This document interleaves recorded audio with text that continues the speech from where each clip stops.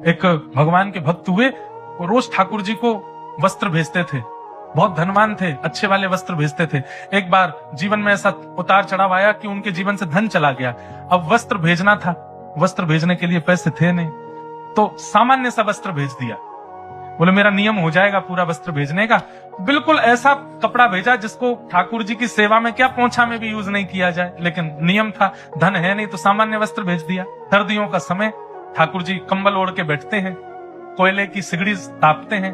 ठाकुर जी को रात्रि में शयन करा करके गुसाई जी गए, सुबह मंगला में आकर के देखा तो ठाकुर जी की कटकटी चल रही है, दांत जोर जोर से ऐसे ठाकुर जी कांप रहे हैं। एक दिन पहले ही जो सामग्रियां आई थी उनमें वो वस्त्र भी आया था, तो उस वस्त्र को देख करके नीचे जो सेवक आदि थे उन्होंने कहा अरे ये वस्त्र तो पोंछा के लायक भी नहीं है, इसको ऐसे बाहर कर दो, किसी और को दे देंगे, ठाकुर जी की सेवा में क्या प्रयोग करें। वो वस्त्र बाहर कर रखा था।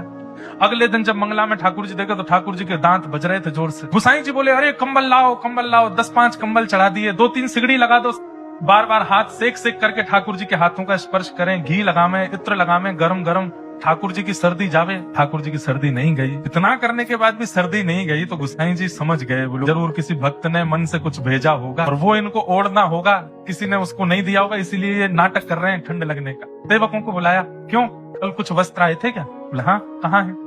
सब दिखाए। बोले इनमें से कुछ हटा दिए थे? हाँ, 1-2 कपड़े थे वो ज्यादा बढ़िया ठाकुर जी के योग्य नहीं थे, वो बाहर के। बोले वो कहाँ है? वो तो हमने रसोई घर में रख दिए कि पोंछा मोछा के काम आएंगे। बोले वही लाओ। उन कपड़ों को लाए और जैसे ही वो कपड़ा ला करके ठाकुर जी के चरणों पर रखा, इतने में ठाकुर जी बोले मुंह तो पसीना आ रहे हैं बहुत जोर से, सबरे कंबल हटाओ, इस सगड़ी हटाओ सामने से, गर्मी लग रही है बहुत जोर से। क्यों? ठाकुर जी को सर्दी नहीं लगती, ठाकुर जी को गर्मी नहीं लगती, ठाकुर जी को प्रेम लगता है, ठाकुर जी को भाव लगता है।